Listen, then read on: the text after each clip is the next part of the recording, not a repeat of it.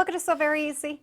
My name is Laura, and I'm really excited today because we get to put together our mystery quilt, the Scrappy Sunshine Block of the Month.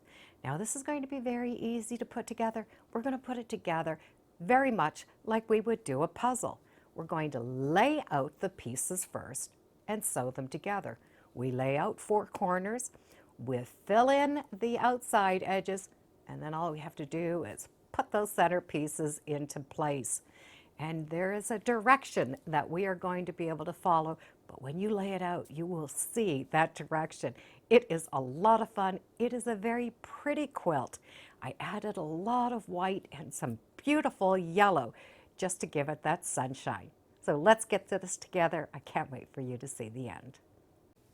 We have all of our components ready to go. We have 4 corners, some side pieces, and the pieces that we made with the big triangular squares. We also have some center pieces. So we're going to be able to put these together, and it could be very much like we would do a puzzle. Let's do our 4 corners and fill in the side pieces. From there, we're going to be able to fill in all of those blocks that are designed for the center. The quilt is going to have 5 blocks per row, 5 rows. We do want the triangles to go all in the same direction. So the triangles are all going from the right to the left, and that needs to go through the entire quilt. They're all headed in the same direction. Once we lay out the first row, we can lay out the second row. So the second row, we are going to start with one of those square blocks. And this is where we are going to be able to just see which one is going to match. We did 4 in one direction and 4 in the other. So we just need to keep an eye on that right to left.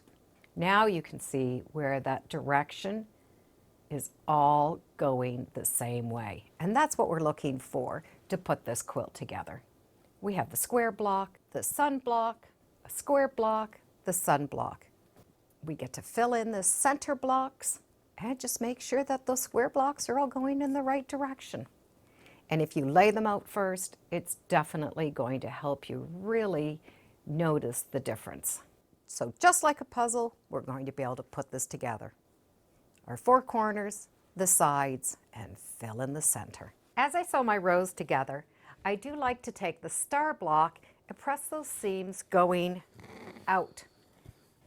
So when they do join together, those seams are going to nestle. Once we have those 5 rows done, let's stitch them all together. I do have a method that I like to use when I'm sewing these long strips together. This is a lot of fabric to get through your machine, so I try to condense it. So the first thing I'm going to do is I'm just going to roll that quilt so that I can see this edge here, which is the edge that I'm going to stitch on or pin on. But I do like to roll that quilt first. Then I take that next strip and I lay it over top. This gives me that area where I'm able to pin if I'd like. So all of my pins will be sticking out in this area. Then I'm going to take this and do a bit of an accordion fold so that it can sit on my lap and come off. So I'm just going to take this just like you would a fan, and the pins will be sticking out, so they're not really going to be in your way. This now can sit on my lap. I can start stitching here, and as I stitch, it's just going to unravel, and it's less fabric sitting around me. There's not fabric pulling off of my machine. It's all just coming right off of my lap. And you're still able to take those pins out along the way. So once all of those rows are together, we're going to be able to add on our last border. What we did by creating these units, we created our first border. So this is the block This is the border, but we added that border on as we were stitching around. And that is just a lot easier than having to deal with all of those pieces. But we still have one border. I recommended to take 12 pieces, 2.5 inches by at least 24 inches and longer. The reason is we are going to be able to cut these up and make a border. And there's lots of different ways we can add on our next border. We do have 4 little 2.5 inch squares. So our border will equal those 2.5 inches. Now we can cut our border pieces. So we have small individual pieces so that each piece would be different. Or we can sew them all together into one long strip, and that strip will be cut 68.5 inches. So each side would be 68.5 inches plus our little corner squares. If you want to have 2 pieces per side, you're going to need 34.5 inches. If you're going to have 3 pieces along each side, these pieces are going to be cut at approximately 23.25 inches. If you want 4 pieces, 17.5 inches, 5 pieces, 14.25. Whatever you want, it's going to work out fine. So originally I was going to take all of these pieces and just sew them together and cut them to that 68.5 inch piece, put on my cornerstones and call it. But I have decided, and I'm going to give myself just a little bit more work, and I'm going to cut up all of these pieces to 2.5 inch squares.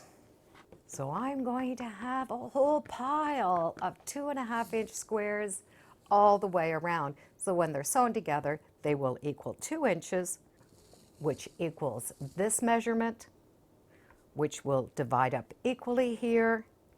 And it's going to go all the way around. And I think it's going to be a lot of fun. So we will need an additional 136 2.5 inch squares to go all the way around, since we already have our 4 corners.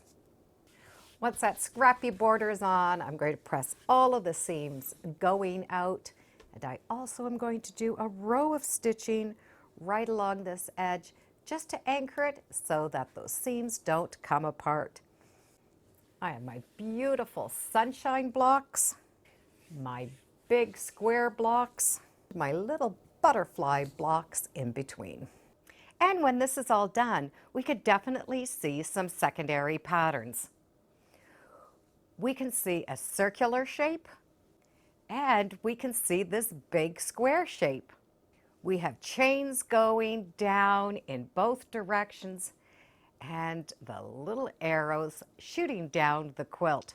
Scrappy quilts are a lot of fun. To keep them so they don't look so scrappy, we need to add one thing that is the same throughout the quilt. And in my case, I did my yellow stars and a pretty true white background. Even though all the whites were scrappy, they still read as white. I did not use a white with a pattern. You really just see the white, but they're all different whites. And that's a fun way of using up scraps and not making it look overly busy. Now for that piece border, I did have other fabric ready to go. But since I did start this in January and I have made a few quilts since then, I was able to use up the scraps from some of my other projects. So I'll keep these for another day. I still have my scrappy binding ready to go. And I have a pile of half square triangles that are going to go for another project. Now next month, we are going to be able to quilt this.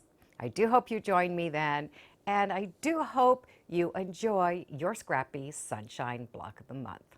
And thank you for joining me today on Sew Very Easy. Feel free to subscribe. I'm on Facebook, Instagram, and I do have a newsletter. It's all free under Sew Very Easy. And be sure to make every day a Sewtacular day.